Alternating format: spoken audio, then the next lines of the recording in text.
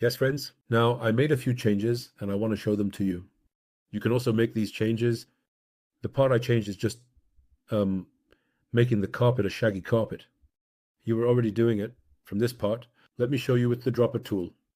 When you select the coating, you can change the type to make the carpet shaggy. Let's shrink this a bit. I selected my dropper tool from this part. I went to the coating feature from here. Look, I said carpet. I set the height to 0.2 and the variation to 0.1. Friends, I didn't do anything else. Just look at this part here. It went in. This part, I will remove this part of the model. I want to delete this model. I will delete this later. I did this. The second thing I want to show is this. I will give these to you anyway. Look, normally, when we look at the render like this, the walls look very flat, very smooth. If we give it a plaster feature, it will look nicer. Friends, look, it appears completely flat. Look, it also looks completely flat here.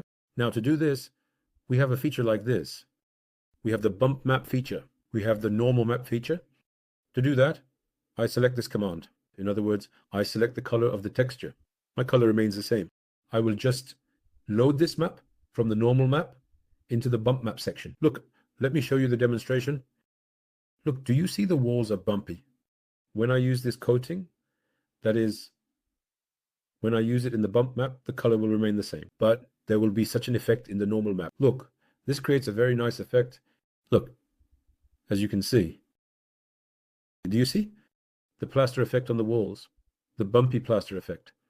We will have disrupted that flatness. Look, it looks better here, more clearly. As you can see, such an effect looks absolutely perfect, friends. We can do the same from here. It will look quite nice. It looks very realistic and enhances the effect, friends. Look, I selected it. I pressed bump map, normal map. From here, I came here. I said, open this. I selected it, friends. Look, it appeared. I closed it. I moved to the render section. As you can see, look, it's very impressive. It looks very nice. By preserving the color, it only applied the plaster part there, friends. And this part provides us with realism. In other words, it makes the wall look very nice. You can either do these or reduce them further. For example, look, when I take a render here, the roughness part there creates a nice effect because it shows the noise on the wall. Look, we can use a linear light source here. I want to show you the light sources here, friends. Let me quickly show you how these are used with examples. That's very simple too. After creating the model, look, light is used here as a color. You can make a part of the cabinets a different color and use that color as a light source. That's the first method. Look, I selected the light source with the eyedropper tool. Look, in the self-illumination section, the color and the texture zone color are the same. Everything is fine up to this point. The second part is this. For example, look, we are going to do something like this. In this part, we will place a linear light source here. For that, friends, we press the plus sign. Look, there is a line. Source, a light source, friends. You take it like this. Place your knowledge here in an empty area. Look, I placed it. Adjust the length part. Look, I am adjusting the length part. Take it with the move command like this. Bring it to the very bottom. Then take it and slide it upwards, friends. After bringing it to a certain place, our work is in the render. We will do it by looking. That is, to see exactly where it comes. Look, we will come like this. We will go downwards. Look, a nice light source has come here, but it doesn't fully illuminate because the light value is also low. Let's come like this. Let it stay here like this. Let this stay here. Let that stay there. Look, like this. Since it is fully embedded inside, it shows itself clearly. Look, right now, it's in a good condition. Let's adjust its length. Like this. And I will show you how to change the color. Color changing is the same for all light sources, friends. You did this. Let's fully open the Lumion intensity setting like this. Let's direct this a bit more downwards like this, friends. Look, after doing this, you come to the color section here. If you say color name from the color section, it will give the names of the colors. Look, we have a color here. I selected it and placed it on top. Friends, look, a type of light has been created here. When I look at it like this, I have created such a type of light. Again, friends, if you want, you can also use them here as extra, or they have been used as color here.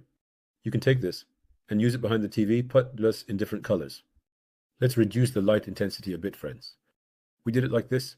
Look now, I took the move command again for the same thing. I will move it upwards with control. Look, let me move it like this. Let it come like this, not be visible here, and stay a bit behind the TV. Let's see how it will look like this.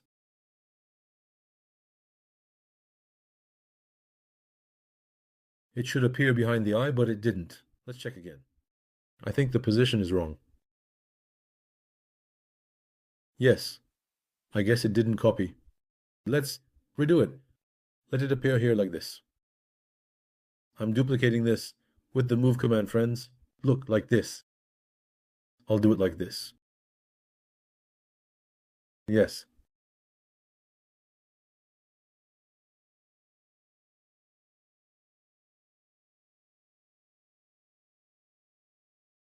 Yes. When viewed like this, such an effect will be nice, friends.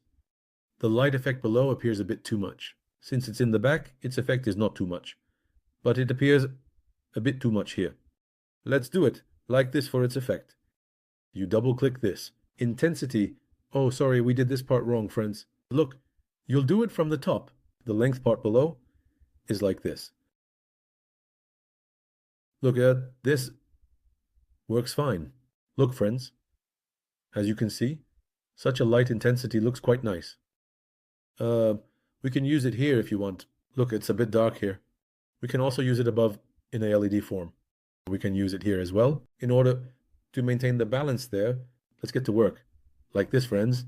It got stuck a bit during the recording phase again.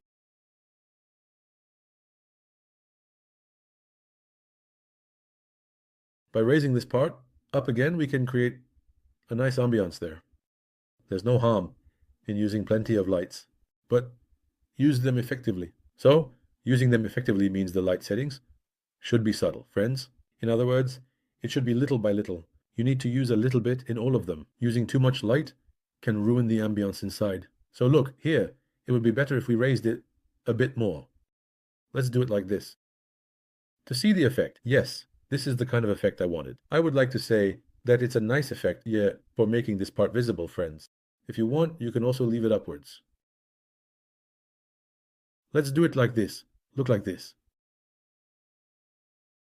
It came and like this. This kind of effect, friends. Yes. Look, what happens if you bring it very close? The effect here becomes too much. That's why I want to pull it down slightly, without bringing it too close to the upper surface.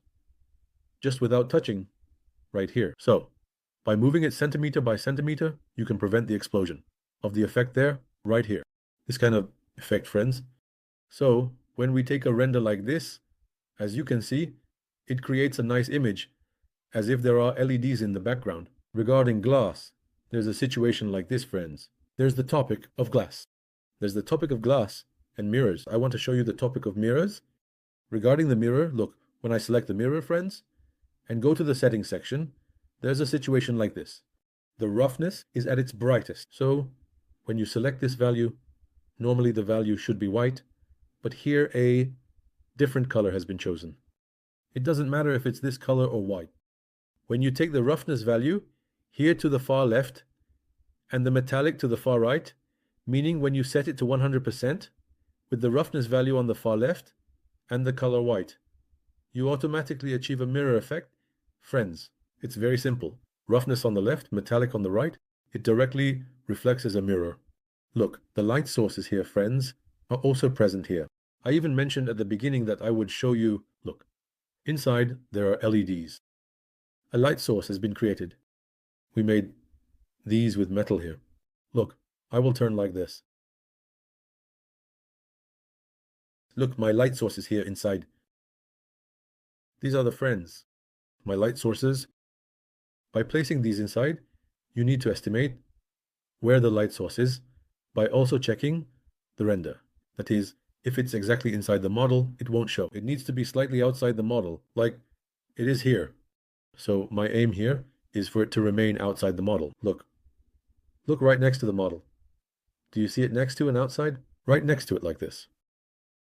When it goes inside, the light source gets distorted, friends. That's why there's a tip like this. I showed this to demonstrate that. We have various tools here. Look here, a different glass is used in the glass part. We have various glasses, we have mirrors. I can show them to you as well, friends. In the settings section, for using vertically and horizontally, we have many metals in the metal part. Look, in the metal section, we use these colors, which we call brass. Here, we use these, friends. We use this brass. You can use these in aluminum. You can use these in glass. Let's go to the glass section. Look, there are many types of glass. We have stained, checkered, frosted, striped, and many other types of glass. You can use them. Look, it is used differently here as well. What you see here is a rod. Emissive light has been applied on the rod, friends. It's a process that's simple.